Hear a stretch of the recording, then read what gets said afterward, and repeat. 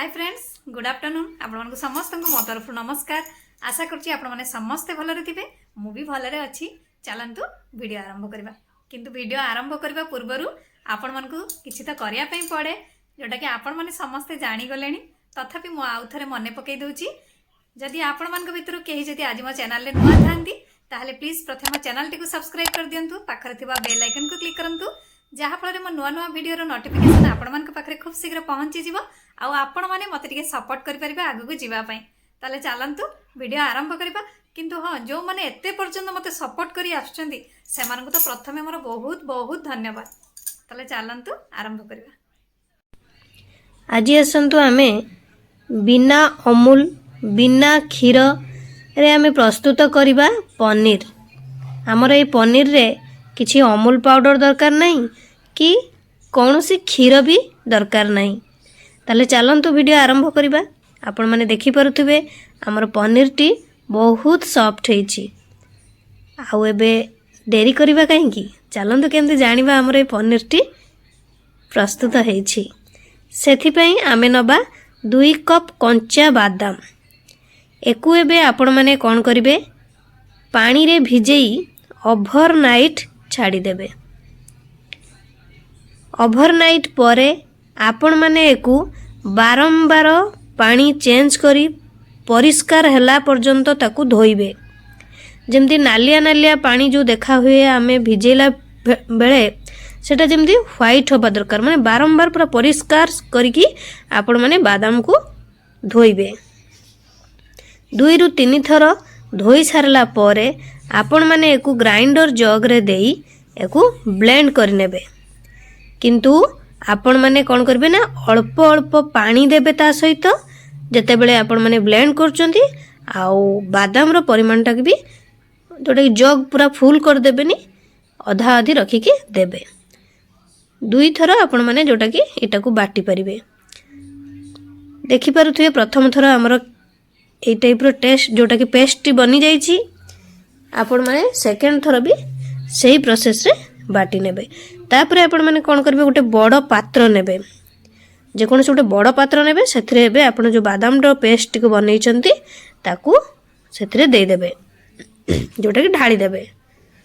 एबे आपण माने कोन करबे एथिरे 2 लीटर पानी देबे जोटा कि आपण माने नैचंती 2 कप रो कंचा बादाम ताकू आपण अल्प अल्प पानी देकी ब्लेंड करले तार पेस्ट बनेले।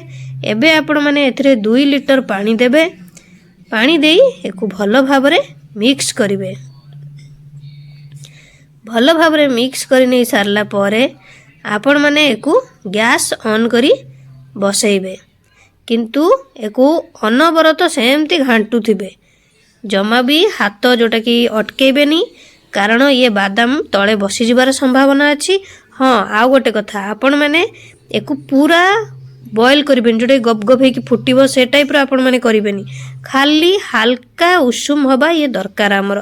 सेते पर्यंत आपण माने गैस ऑन करके बसैबे आउ आपनकर चटुटी को अनवरत से क्षीर रे घांटू थिबे। एबे आपण माने कोन करिवे ना ये हमर हल्का गरम हे गलानी। एबे आपण माने गोटे स्टेनर नेबे। स्टेनर ऊपर गोटे कॉटन कपड़ा दे देबे। तापरे आपण माने जो क्षीर आपणकर बॉयल करके रखिले ताकू एथिरे ढालिबे। भलो भाबरे एकु सावधान रे करिवे कारण ये गरम थाए क्षीरटी देई आपण माने एकु स्टेन करनेबे। एई क्षीर आपण माने पी परिबे। एथिरे बहुत प्रोटीन थाए किंतु छोट पिला मन को जदि दउचंती परिमाण टी कम देबे आ बड़ माने नॉर्मली पी परिबे जेमती पियंती आपण माने गाय क्षीर। ये एबे हमरो जोटा कि क्षीरटी जोटा कि बादाम रो जो पेस्ट टी आपण माने भलो भाबरे पूरा पूरी एको स्टेन कर नेलेनी। देखि परथुवे हमरो क्षीर भी ऑलरेडी बाहरी सरलानी। एको भलो भाबरे चिपुडीला भलिया टाइप रो आपण हाथ साहाय्य रे तार क्षीरटी को बाहर कर नेबे। एबे आपण माने ए जो बादाम रो जो बाहरिला जो पेस्ट जोड़ा सुखा रही गला एको आपण माने यार हलवा बनै परिबे। जे कोनसी मीठा आइटम बनै परिबे नहले आपण माने बादाम चटनी करि परिबे नहले आपणकर जे कोनसी तरकारी रे देई परिबे। ଯାହା ଇଚ୍ଛା ଆପଣଙ୍କର କରିବେ କିନ୍ତୁ ଫୋପାଡ଼ିବେ ନାହିଁ। ଏକୁ ଆପଣମାନେ ଶୁଖେଇ ନେବେ, ଯେଉଁଟାକି ଆପଣଙ୍କର ସେଇ ଯେଉଁ ବାଦାମଟିକି ଯେଉଁ ପେଷ୍ଟ କଲେ ଯେଉଁ କ୍ଷୀରଟି ବାହାରିଗଲା, କ୍ଷୀର ତ ଆପଣମାନେ ପିଇପାରିବେ ବି, ନର୍ମାଲ୍ ଏଇ କ୍ଷୀରଟା ବି ଆପଣମାନେ ପିଇପାରିବେ, କିନ୍ତୁ ଛୋଟ ପିଲାଙ୍କୁ ଦେଲେ ଟିକେ କମ୍ ଦେବେ, କାରଣ ଏ ପ୍ରୋଟିନ୍ ବାଲା କ୍ଷୀର। ଏବେ ଆମେ କ'ଣ କରିବା, ଆମର ପୁରାପୁରି ଷ୍ଟେନ୍ କରିବା ସରିଗଲାଣି। ଆମେ ଏବେ ଅନ୍ୟ ଗୋଟେ ପାତ୍ରକୁ ଢାଳିଦେବା। ଆପଣମାନେ ଦେଖିପାରୁଥିବେ କେତେ ଗୁଡ଼ିଏ ଆମର ବାଦାମ ବାହାରିଲା।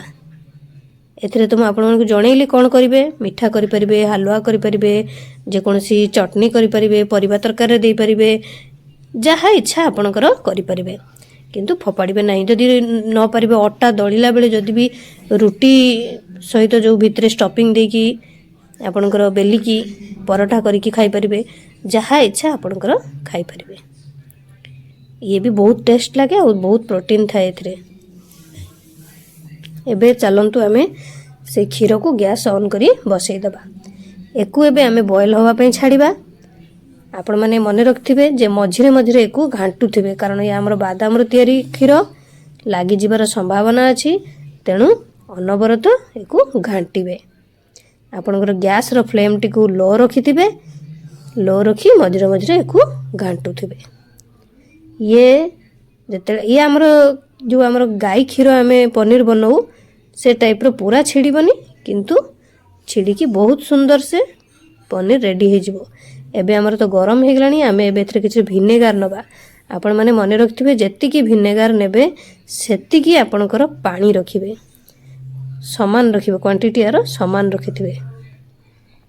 ଏବେ ଆପଣମାନେ କ'ଣ କରିବେ ନା ଏଥିରେ ଅଳ୍ପ ଅଳ୍ପ କରିକି ଦେବେ, ପୁରା ଡାଇରେକ୍ଟ ସବୁ ଢାଳି ଦେବେନି, ଅଳ୍ପ ଅଳ୍ପ କରିକି ଦେଇ ଆପଣମାନେ ଏକୁ ଏମିତି ଘାଣ୍ଟିବେ। ଇଏ ଆପଣଙ୍କର ଯେମିତି କ୍ଷୀର ପନିର ବନାନ୍ତି କ୍ଷୀରରୁ ସେ ଟାଇପ୍ର ହେବନି, ପୁରା ଛିଡ଼ିକି ଯେ ଅଲଗା ହେଇଯିବନି ପାଣି ଆଉ ଛେନା।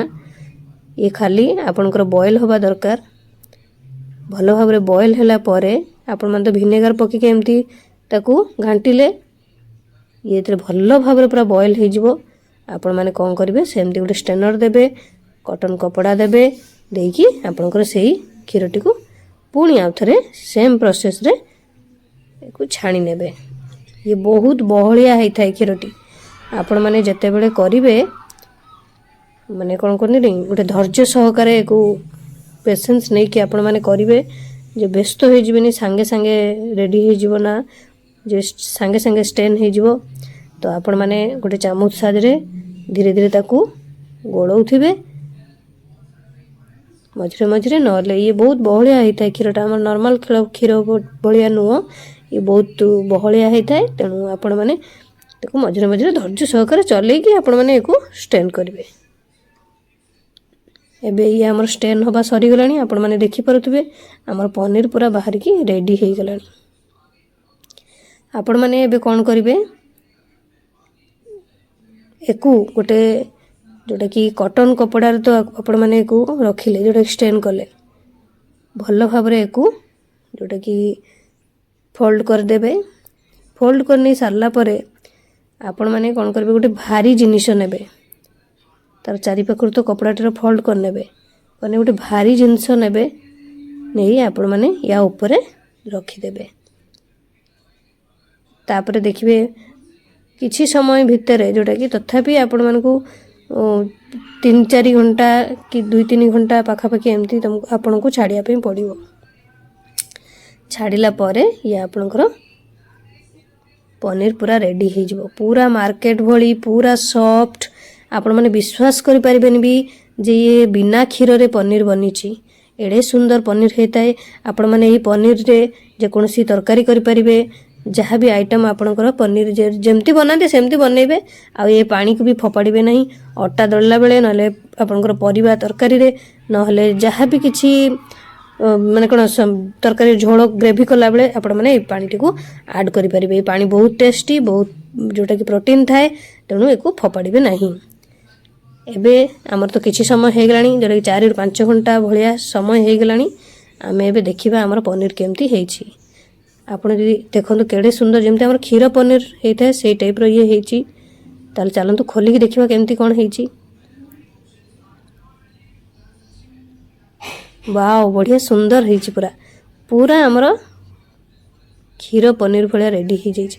ଯେଉଁମାନେ କ୍ଷୀର ପସନ୍ଦ ନଥିବ ବା ଡକ୍ଟର ମନା କରିଥିବେ କ୍ଷୀର ବାଲା ପନିର ଖାଇବା ପାଇଁ ବା ସ୍ମେଲ୍ କରୁଥିବ ତାଙ୍କ ପାଇଁ ତ ଏ ତ ବହୁତ ସୁନ୍ଦର। ଘରେ ବନେଇକି ଆପଣମାନେ ଆରାମସେ ଖାଇପାରିବେ ଆପଣଙ୍କର ବାଦାମରେ ପନିର। ପ୍ରୋଟିନ୍ ବାଲା ୟାକୁ ଆପଣମାନେ ଟିକେ ଫ୍ରିଜରେ ରଖିଦେବେ। କାଟିଲା ବହୁତ ସଫ୍ଟ ହେଇଥାଏ, ମାନେ ଆମର ପନିର ଠାରୁ ଇଏ ବହୁତ ସଫ୍ଟ, ତେଣୁ ହାଲକା ସେ କାଟିବେ। फ्रिज्रे किसी समय रखी जदि काटिबे बहुत सुंदर, नले एमती ताकू काटी नेबे। जेतेबेले आपण माने तरकारी बनेबे ता पूर्व एको टिके फ्राए करनेबे, फ्राए करके तरकारी बनेबे, कारण ये बहुत सॉफ्ट थाए। देखि पारुथबे केडे सुंदर पनीर हमर रेडी बिना अमूल पाउडर आ बिना क्षीर रे। पूरा देखंतु पूरा केही भी जानी परिबेनी ये हमर माने बिना क्षीर रे प्रस्तुत होईची पनीर। बहुत सुंदर सॉफ्ट आउ व्हाइट तो देखि पारथे पूरा व्हाइट होईची आ खाइबा पई भी बहुत टेस्टी, जेमती टेस्टी आ सेमती। आशा करछि आपण मानको वीडियोटी भल लागिथिबो। मु ताले रहुछि पुणे देखाबो नेक्स्ट वीडियो रे, किंतु आपण माने please like comment share subscribe करिया पे भूलिबेनी। मते ताले विदाई दियंतु। नमस्कार।